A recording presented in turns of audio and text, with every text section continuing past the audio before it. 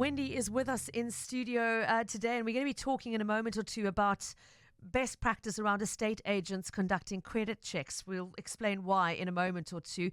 Just to say that I hope we'll have time for some open line calls later on in the hour as well. So if you have got a consumer issue you'd like to raise, please feel free to either call in and leave a message with my producer on 021 446 0567 or send a WhatsApp in advance to 072 567 1567. The consumer complaint I wasn't expecting to receive came by email, Wendy, and it comes from on board an aeroplane. Mark mailing in to say, I was on FA 306 today. I'm going to be missing 2 meetings that I was flying up for. I'm assuming up being to Joburg, saying our aircraft had to return to Cape Town due to a faulty sensor. We landed back at Cape Town just afternoon in 27-degree heat, transferred by bus to a replacement aircraft. It's now 1:45 when this was sent. No water or liquid has been offered to the passengers in this heat. To the crew's credit, he says they did locate my bag, which was taken just prior to boarding, and that has been returned to me. But Mark feeling that on a day like this, in boiling heat outside, surely some sort of liquid refreshment should have been offered. I mean, Wendy, obviously, if there's a technical issue on the plane, you want them to turn the plane around and land. You don't want to carry on flying with an error. What do you think is a reasonable expectation if that happens? What should you expect from the airline? I think you should expect to be offered some refreshments, water particularly, because it's a dehydration situation and it's very hot. So the plane's aircon systems won't be working. And I think most of us who fly regularly have experienced that delay, usually for departure. I've just WhatsApped my contact at Fly Safair. He says, "Hi Wendy, the team are prepping for departure. They should be off shortly. They usually bring water, but when there is a delay, so not sure what's going on, but I will find out." So okay. There you go. Oh, that's well very done. quick response. He literally was reading it as I was frantically tapping the question out as we were about to come on air. So that's impressive Gordon turnaround. Thanks. Fly Safair, yes, and I will. Once he has found out and relayed that to me, we'll share it on air. Okay, thank you for that. Wow, that's impressive response time. Very impressive response time. Okay, thanks. Mark, I really hope by the time you're reading this that A, you're in the air and not able to hear me say this, but B, that perhaps some refreshment has got to you by now. And good luck safely onward for the flight. I'm glad that they've been able to get you onto another airport to continue the journey. Okay, Wendy, the main thing we wanted to talk about today involves estate agents in the rental market. And I want to say something up front because I think it's really important to make this point up front. You and I, between our shows and our shows with Martin, have heard more than enough horror stories of bad tenants, of unpaid rent, of properties being trashed. So it is absolutely essential that estate agents do perform proper vetting of tenants before they put somebody into a house. And that includes checking their credit track record before they move in. It's not foolproof. It's not the only way to identify a potential problem tenant, and it's not always going to identify the problem tenant, but it's such an important step. Because the two things you want if you own the property is you want your rent to be paid in full and on time. Yeah. So that's credit check comes in. And then the other checks with previous, the previous places they rented, did they trash the place or not? So you want them to preserve your asset, and they want you to pay on time. So absolutely doing the credit check is an essential step. It's in the agent's own best interest to do it as well, because if things go wrong, it potentially comes back. And we did a story like that years ago where that didn't happen and they didn't vet properly. We could prove that they hadn't. So I just wanted to say that up front. Nobody is disputing that credit checks need to be done. But today's case is a little bit more complex than the usual. Wendy, tell us a little bit more about why we're looking at this. Okay. So we're talking about the processes involved and the payments involved. So, and especially if a tenant isn't successful in the application, as in this case. So we all know that rental property in Cape Town is an exceptionally high demand.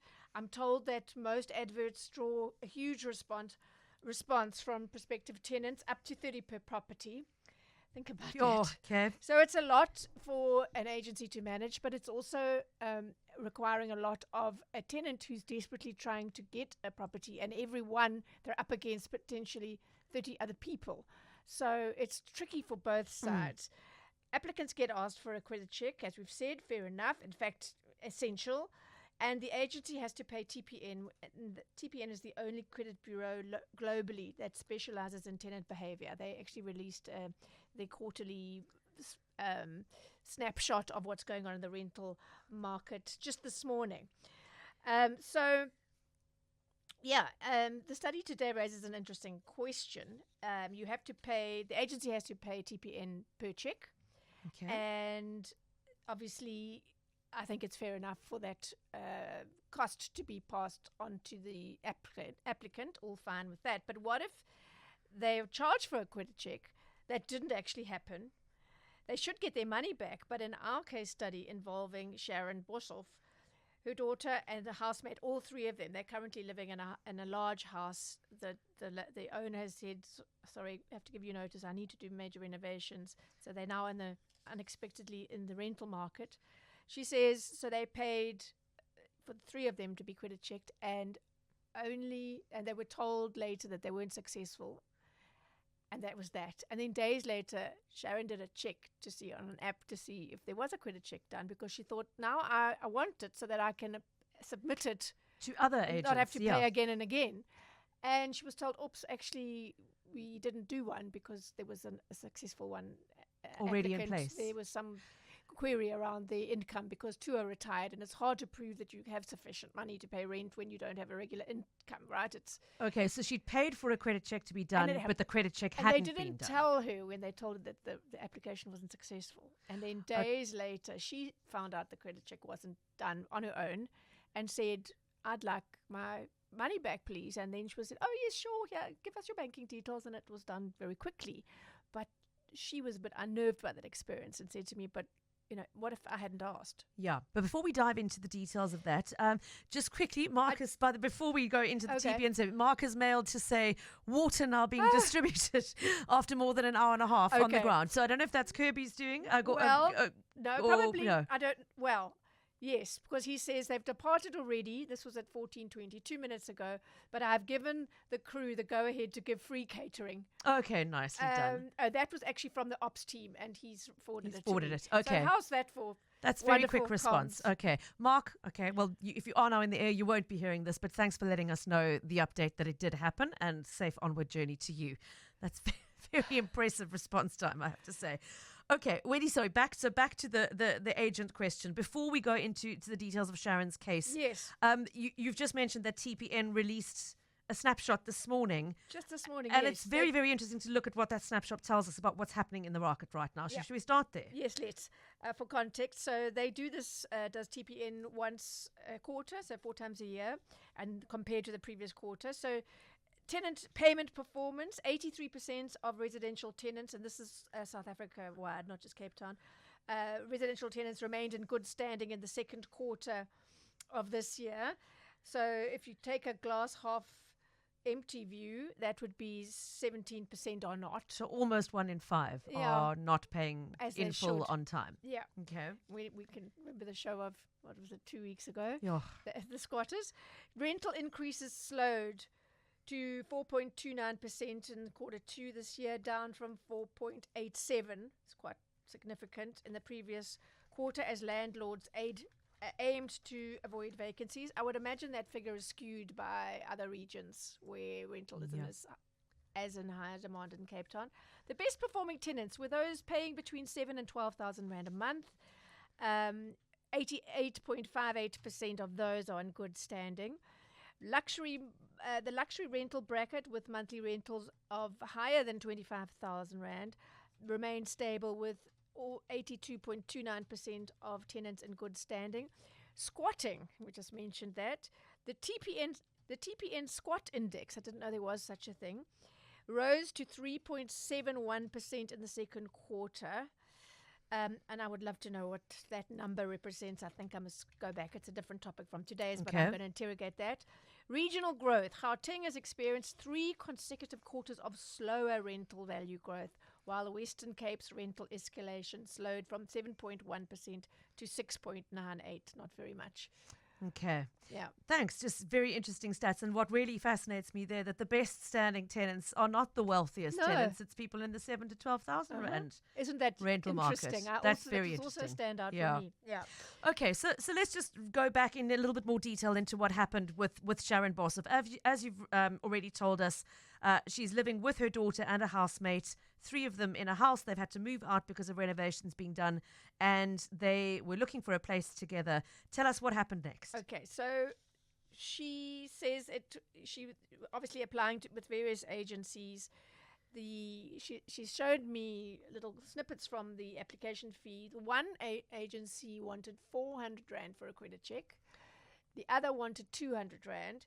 In the case of Seif Bloberg, that this case rests on, they were asked to pay 150 Rand each for credit checks, so 450 Rand. We were informed that, this is the short version, that the property was given to somebody else. As I said, at no stage did the agent ask for our banking details for a refund because no credit check was done. A few days later, I asked for the credit report from the woman I was dealing with, as I could see on my banking app that no inquiry was done. Only then was I asked for my banking details in order to refund me. That was 9 days, incidentally, after she'd paid the 450 Rand on behalf of the 3 of them. Okay. And then she asked a pertinent question: how many people's money, other people's money, is taken this way, and how are we consumers protected? She says there seems to be no regulations regarding this and no rules giving the consumer the proof of credit check they paid for, what it cost, and what the outcome is. Surely this is not fair practice towards people looking to rent. Rentals are over the top with very little rental stock. She's referring to Cape Town, of course. Yep. Hence high demand, and it seems people are being taken advantage of as a result. And she said, as an aside, that when her niece moved from Joburg to Cape Town's northern suburbs not long ago, she parted in total, because she was applying all over the place in desperation, with 4,000 Rand in agent's fees before she found a place. Now, Wendy, I mean, a credit check, they're all doing the same credit check with the same bureau. So surely if you've paid one agent to do it for you, you should be entitled to get a confirmation of what that check showed that you could then take to the next agent. You would think so, and I can't see any reason why that wouldn't be. You are paying for your own credit check. Yeah. And so it should be supplied to you. And also, if you are ever fail a credit check, you they're obliged to tell you why, if you're whoever you're applying with. But also, it's not just credit checks you pay for. We've covered this briefly a while ago when someone asked, I saw it on Twitter, and I asked Marlon Chivelu, our go-to rental property man. Yeah? Yes, I'm going to quote in a bit. And he said there's nothing illegal about it. It must be disclosed upfront. That is an application fee. I think maybe if there's some admin involved, it's discourage sort of chances, or people who just want to have a look at somebody else's house or whatever. Okay. Yeah, so they can do that. The issue today is charging a fee for a service that isn't provided and not proactively refunded when it wasn't provided. Yes. Yeah. Okay. So which is the allegation, and the agency said that's actually not what happened, and we'll get to that in a second. Yeah. Okay. You did in this case reach out to Marlon Chivelu, our specialist property attorney, and ran this particular scenario past him. What did he tell you, Wendy? Okay. He gave me a very comprehensive response, as he does, referencing both the Property Practitioners Act and the Consumer Protection Act, and he concluded, on the facts of the matter, it appears that the agency has acted incorrectly by charging a fee for a credit check which was not performed, and by only refunding upon the query being raised. Okay, so they did refund. Important to say that again. They did eventually refund, but only after being prompted by Sharon. I think it's pertinent for me to just cut to the chase now. Yeah. Spoiler alert. They say in short that it was month end, it was busy, and they would have got to it when they process and considered that their processes need looking into, because the agent themselves don't handle that. It's a separate department and whatever. But it does raise concerns, that timing, and they're saying if she hadn't phoned on the 2nd or the 3rd or whatever it was, it would have happened by the 9th. But that is far too long. That's too long. You need to relook and at poor communication. Yeah. So, Wendy, we'll circle back to what TPN said first, but I mean, this is an important part. So they're saying the processes kick in, the amount would have been refunded. It's just that the process took longer, and she called us first in between. But there had already been quite a lapse. Yeah. And the question, the issue as well is, they phoned her to tell her you didn't get the property, and in the middle of the following week, she phoned back and said, "But can I have the credit record?" And they said, "No, we didn't do it." And then she said, "Can I have the refund?" So why didn't they tell her when they said you didn't get the property? And also, we didn't do the credit check because there was some, we weren't happy with proof of income. And so we gave it to someone else, and the landlord has approved it. That should have been said then. Yeah. That should have been raised with her on the spot. Okay. So you reached out to both the agency and to TPN, and you've told us what the agency said to you, that it was more of a, going to get to more detail process later. issue. Yes. What did TPN say about their costing model? Because the other thing that I find weird here is the disparity in what different agents are charging people for how much they pay for a credit check. Yes. And we'll dig into those numbers after the 2:30. Before the break, we shared with you the story of Sharon. Let me just recap for anybody who's tuning in halfway that Sharon, with her daughter and another housemate, she's in the market for a rental property. They've been looking around trying to find a new place, and had the experience of paying the agent for a credit check when they applied for a particular property. Nothing strange about that. What was strange, though, was when Sharon checked her banking app and credit profile a little bit later on, she realized such a credit check had never been done. And she was unsuccessful in her application, so she felt quite strongly, what's going on here? If the credit check I paid for wasn't actually done, why didn't I get my money back? Now, Wendy, before the break, you told us you'd reached out to both the agency involved and to TPN, who are the credit bureau who actually run these checks. Let's start with what TPN said to you. You approached them for comment on their pricing model and how the practice works. What did you find out? And whether they'd heard of this practice. So they offered 2 contract options, each with their own pricing. One for occasional property practitioners who do checks as that would imply occasionally, and then a subscription fee structure for agencies with high volumes, but they each check is charged for separately and a complete audit trail is kept. The most comprehensive and widely used consumer inquiry for vetting tenant applicants is an individual rent check. That's what they brand it, which costs between, this is including VAT, just over 84 Rand and just over 124 Rand. Oh, sorry, that's ex-VAT. I had to get my calculator out. So let's say between 96 Rand and 143 Rand. With so that. At 150, I think it's fair to say that an agency like CIF is one of the larger ones, so they're probably getting on the cheaper end. You know, they're probably still adding a little bit on there, but they do have the admin of actually conducting the check. Conducting the check, passing on the payment, that kind of thing. Okay. TPN says this rent check does not include an identity verification. That's an extra cost, varying between 8 and 12 Rand, and with photo and biometrics, it can go up to between, say, 18 and 24 Rand. So all told, you're looking at something like 105 Rand to 160 Rand if you did both of those things. So charging and but I don't think in every case they do both. I think they just do the rent check. So to be charging 200 and 400 Rand is a bit of a stretch. Profiteering a little bit there. And I think there should be some pushback on that. TPN says there are various internal measures in place on our system to prevent fraudulent checks from being done and to flag accounts where volumes are processed that are out of the ordinary. In such instances, a thorough investigation is done by the TPN legal team, and where necessary, the account is suspended. I asked how many credit checks they run daily on prospective tenants, and they said we're a private company and we don't wish to disclose that. Agents may charge an application fee. We've covered this, but this is not specific to credit checks alone. So in the case of Sharon's daughter, who paid all that amount, there are application fees that are asked for upfront when you apply. So if you want to come and look at the property, you have to pay. If you want to throw your hat in the ring, you have to pay it, and that's how they add up if you're going to see lots and lots of properties. Interestingly, the credit check fee must be included in the application form or the lease agreement to be enforceable. So it's got to be, disclosed up front. You can't just spring it on somebody. TPN Credit Bureau offers legally compliant application forms and lease agreements that include clauses for the lawful charging of fees. In most cases, this is also interesting. The agency will absorb the cost as part of their due diligence to ensure that the correct tenant is placed and to avoid fraud. So not every agent will even pass that on, because they're going to get fees for the contract and everything else. So they see that as part of their cost of doing business. So this show's interesting just to see what TPN says. The span of practice. Thank you. Well summarized. TPN credit, we've done that.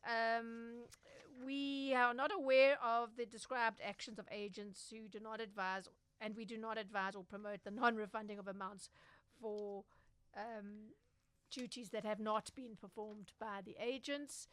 They have a duty to remain honest in their business dealings, and any tenant or applicant affected by any unlawful actions of agents may seek relief from the Property Practitioner Regulatory Authority or the Rental Housing Tribunal. We do not support the use of credit checks to generate revenue. The service is offered to ensure that the correct tenant is placed and the landlord fully understands the risk prior to signing a lease and giving the tenant access to the property. We suspend any accounts if any abuse of the TPN Credit Bureau system is identified. So it's interesting there. We do not support the use of credit checks to generate revenue. And I think that would apply to excessive charging for credit checks when it's costing an agency X and they are massively loading that amount and passing it on. Given when you think, up to 30 applicants for a property, imagine. If you're making a profit of 200 Rand on each of those 30 checks, that's a quite healthy sum. And why don't you just share something we heard from a listener in the break about, because I said you should get it and then you can use it with your next application. But Kim wrote in very quickly to say, we run credit checks in recruitment. They're only valid for 24 hours. So that might be why each agency for each property wants to run them again. So you can't say, I paid for it once, here's my credit check, and let's submit. 24 hours, though, that's absurd. I would say like a week maybe, but 24 hours. I mean, I can understand you could do a credit check, pass a credit check tomorrow, and the next day take out a massive loan which you have no intention of paying back. But it's going to be... That would explain why the numbers of queries with TPN must be really, really astronomically high, because every person who's looking is having to apply multiple times. So I would say the agents should be upfront about what it's costing them. They add on a tiny bit to cover the admin, but I mean, as TPN says, they charge other fees. They charge, for their role. They're charging the landlord to make it that onerous for tenants. I don't think is good practice. So you did, of course, reach out to the individual agent, or was it to their agent principal, Wendy? How did you handle it? I sent an email off to the agency and I got a response I phoned them and I got the name of Jess Murray, who heads up rentals and operations at Seif Bloberg and in Somerset West. She provided a very long response. I'll attempt to summarize it. She said this situation, she's referring to Sharon's case, unfolded between the 25th of September and the 4th of October, and it was due to end-of-month administrative processes and the high volume of applications at that time. It was in no way an attempt by Seif to claim any unjustifiable revenue. She explained, as I alluded to earlier, we have a segregation of duties in our rental department as the rental agents are not part of the financial processing. With reflection, that is what has contributed to the delay in the refund being processed, unprompted that is. We reconcile and refund application fees to tenants whose credit checks are not performed. Sharon and her two fellow applicants, she said, viewed the property on the 22nd of September, saying that the lease would be in all their names, and that's why it was necessary for them to have 3 separate TPN credit checks done. They submitted the applications and paid that 450 Rand, 150 each, the same day. The day after that, they were asked for more information about their earnings because 2 are retired. They had only submitted proof of earnings, pay slips, on behalf of one of them. On the 25th of September, additional documents were received, but the earnings were still not provided, leaving the application incomplete. So they provided their banking details. And I mean, this must apply, this is a separate issue, but I mean, many retired people can afford to rent a place. They have savings, investments, whatever. They can't produce a pay slip, so sorry for you. That How do you prove? Not be the case. The only proof of income that's acceptable. That's another investigation. On the same day, we received a fully completed application for occupation from the 1st of October from another applicant. This application was processed promptly and credit checks were performed. The landlord approved that application and Sharon's daughter was informed of that on the 27th. That was a Friday. And in that call, there was nothing said about we didn't actually conduct a credit check and you will be refunded. Jess's explanation is that there are 2 separate functions, finance and the agents, but from a consumer point of view, that's not the consumer's problem. It's not doesn't work for disclosure. The following Wednesday, Sharon, so that was Friday, they have the weekend, then we've got Monday, Tuesday, Wednesday. Sharon asked for a copy of her report, and that's when she was told it wasn't done because of so-called outstanding information. And then she said, well, I'd like a refund, and only then was she told very politely, please send us your banking details. And the refund was processed the next day. At least it wasn't one of those wait 5 to 10 working days situation, because that would have been really untenable. In terms of CEIF's process, says Jess Murray, our rental administrator is responsible for handling application fees and conducting TPN checks. And as I've said, due to the segregation of duties and internal controls, agents don't have direct access to our trust account, where funds are reconciled. During the busy month-end period, there are many payments to process and reconcile. In this case, the 450 Rand application fee times 3 people was not reconciled between the 25th of September and the 2nd of October, as the credit check was not yet conducted. If the tenant had not sent the email, so this was Sharon didn't send the email, they're saying our finance department would have identified the unreconciled payment and initiated the refund accordingly. Once our conventional month-end rentals have all been processed, typically from the 5th to the 10th of the month. So it was jumping the gun, but understandably so. And also she wasn't given the information at that point that the credit check hadn't been done. And I think the person who relayed the fact that she didn't get the flat, or the house rather, should have been in a position to tell her that. And then she says, I understand the frustrations that applications may feel in a competitive rental market. It's not uncommon. That's where I got the number from. It's not uncommon for us to receive over 30 inquiries for a single property, which can add stress for applicants. We have not increased our application fees in over 2 years, despite the current market, and they're charging 150, which, looking at the range of fees, is not is fair, and it's very little add on to what they're actually depending paying. On what they're paying, but still, it's compared to the others I've seen, it's fair. I understand that the intense pressure in today's rental market can be financially and emotionally taxing, with applicants often going through several application processes before securing a lease. Our priority is to ensure that completed applications receive priority, especially when timing is critical. She's going back to the fact that she's saying Sharon and Co couldn't provide earnings proof. They're acknowledging Sharon's frustration, and I agree, said Jess Marie, that we could have expedited the refund process by requesting banking details earlier. Mrs. Borshoff's experience in this regard and frustrations have clearly highlighted a need to tighten up on our timeline and process of refunds, as we certainly do not want this experience to create a negative perception of CEIF. Our brand and what we stand for is very important to us.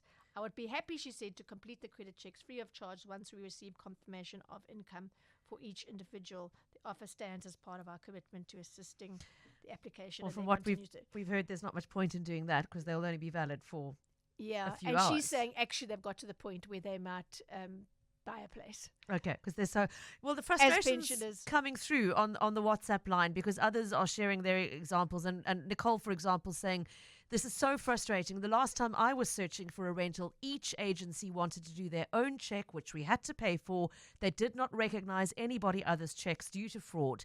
When looking for a rental, the odds feel so stacked against you that putting your foot down around checks feels like you're risking your chance of being accepted. That's a valid That's a very good point. Yes. You're not going to push back because you're scared that they're going to go, oh, well, there are 29 other people who are happy to pay, so we'll put you to the back of the queue. If there are 30 applicants for each place on average, say, or with big agencies, that's one acceptance and 29 rejections. Once you've been rejected, I think it's fair to say, I'd like to see that report, even if it's of no use to you the next day. And if they can't produce it, it wasn't done, then say, I'd like a refund, please. I mean, fair enough. Don't wait for them to reconcile it. If everything must happen at month end. My parents were in the property rental business for years until very recently, and everything does happen. They never trailed at the beginning and end of the month because it was all happening then. So you need to capacitate your processes to be able to deal with that influx. Yeah. Okay. So Sharon, thank you. I mean, I'm really glad that you have been assisted and have got your money back. And again, thanks for reaching out to both the agency and to the credit bureau in this case, Wendy. Before we move on to one or two open line questions before we say goodbye, what's the bottom line here for listeners? Well, I was going to say that you should insist on getting it because you can use it again, but apparently you can't. Not. Yeah. I'm surprised TPN didn't share that with me. But yeah, I think it's to be proactive about it. If you reject it, as I said, and you check that it was even done, and you've paid this money for the credit, check that it was done. Maybe give it a week, and then check that it was done. And ask if they say yes. You say, I'd like to see the report, please. You've paid for it. It's your right to see it. As I say, even if you can't do it, you can't use it again. Just to prove that you didn't pay your money for nothing. Absolutely. Just into their coffers. And I'm not suggesting this would ever be the place with this agency or any other, but it seems to me with this, particularly in Cape Town, the situation we have here, that it could happen. It is. Who's going to follow the conditions are rife for a scamster to take advantage of it. Yeah. Or somebody with not a scamster, but somebody with poor ethics. Yes. Shall we be polite? Yes. And we're not saying that that's what happened here, but the conditions are there, which could easily be exploited by somebody who doesn't have the ethics. And also, I think the advice for agencies as well is to sharpen up. If however you've set up your business, this department doesn't deal with that department. The consumer's dealing with one brand, and to organize your processes and your logistics so that the consumer has the best experience and communication in this area when they're paying fees and for something that didn't actually happen. I mean, if there are 30 applicants, they're all going to be charged that upfront? Are they going to do 30 checks? No. Are they all getting their refunds? Let's hope so. But we're doing this show just in case that isn't happening in all cases. Thanks for alerting us, Wendy. I just wondered if, Wendy, if you perhaps knew that Woolies are now charging R47.50 to have an account at Woolworths. I am now apparently 200 and something rand in arrears because I didn't know about it in June. And they're charging a 21% interest over and above the R47.50. And when I phoned yesterday, they told me that it's been approved by some regulator and there's nothing they can do about it. So I just wonder how many other folk have been caught unawares because I never received an email, a WhatsApp, a phone call, nothing. I've had my account for over 20 years now. Suddenly I have to pay this exorbitant amount, so I'm thinking of closing my account. So I wonder if it's something worthwhile looking up or following up with Woolworths. Thanks. It's Joy here from Edgemead. Bye. Joy, the account fees, Yes, did we do this on the show? I certainly wrote a report. I don't think we did it on Not With Me. Yeah. Okay, so I'm still hearing from Woolworths account holders, and they're usually ones that have had their account for a long time, pre-2007, when the National Credit Act came into effect. So after 2007, if you opened an account, you were paying a service fee, and there was a range. Now they've consolidated and made it, I think, 56 Rand, which is one of the higher ones. But all the other retail stores charge a fee as well. They say to cover the cost of managing the account. So number one, it's legal. I do feel for those who are paying nothing all along, and suddenly it's 56 Rand a month adds up, and it doesn't feel right. But it is legal. I've asked Woolworths what drop off they've seen in their account holder numbers, because so many people have said to me, "Well, that's it. I'm closing my account," and they said there has been some, but obviously they're not going to give me detail on that. But it's everyone that's complained is obviously somebody who's opened their account before 2007, never paid anything, and are now, because this came into effect in July already. So I'm surprised that I'm still getting people complain, who've realized it only now. But totally understandable. But again, there's you can push back, but it's your choice. You keep your account open and you pay that every month, or you close it. While we're talking about the Woolies accounts, I'm going to put this out into the ether, and it's going to sound like the smallest, pettiest, most middle-class problem ever. Right. But it's an observation. For Woolies account holders who used to get certain benefits every month, your free coffees, and it used to be your Taste magazine, which was value of about 100 Rand a month. Now, the magazine's no longer being published, so that voucher has simply fallen away. And I had one or two people mailing me saying, well, what are they going to replace it with? The answer is, well, nothing apparently so far, which I wouldn't mind it too much, but the coffee costs have increased. Yes. The coffee vouchers have not kept pace. So if you want to buy the most expensive coffee, the voucher value is no longer enough to cover it. But you can't pay the difference of 2 or 3 Rand in cash because their coffee shops have all gone cash free. Oh, gosh. And it's a small oversight, and I don't know if it is an oversight or deliberate decision. But no, I'm like, that's not keep pity. pace, I'll find out. Keep pace. Either make the vouchers keep pace with what they used to offer, which was the value of any coffee you wanted twice a month. Or if you're not going to do that, make it possible for customers to pay in the difference easily, because nobody wants to whip up their credit card to pay 3 Rand. Ms. Hudson, can you please send me an email I will send you an email to consumer@knowler.co.za. I don't drink coffee, and I'm not a Woolies account holder, so that passed me by. Small but I think observation, it's valid. but it irked me. I'm sure a lot of our listeners would be happy to get the answer to that. Okay, well, to be continued, the very seriously important question of the takeaway coffee. We will leave it there with Wendy. She'll be back with us next week, Wednesday. Thanks, as always, for your time.